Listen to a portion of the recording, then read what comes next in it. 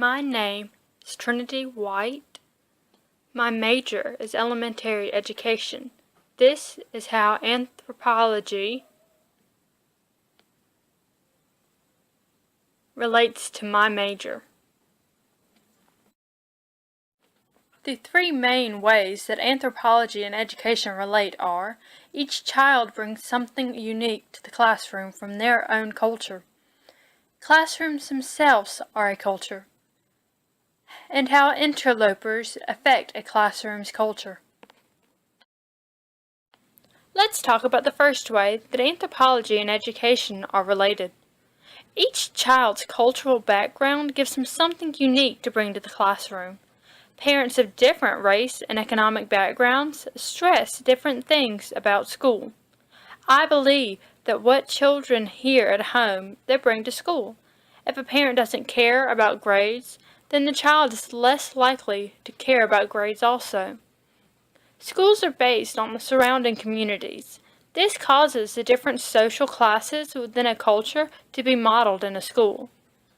I definitely feel that what children learn at home, based on their parents' social, race, and economic status, they bring to school. When a child sees its parents being racist, they are more likely to act like their parents. This can also be referred to as enculturation, the process through which a child learns his or her culture. This is often done based on their parents' examples, which they see every day. The second way that anthropology relates to education is that a classroom itself is a culture all of its own. A classroom can mold a child's own identity. As teachers in a classroom, we can heavily influence the thoughts and actions of our students. I think it is our job not to completely turn down their parents' beliefs, but to just expose our students to new ways of thinking. In his article, Building a Culture of Achievement, Mark Major says, "Your classroom culture will help shape students' collective personality and spirit.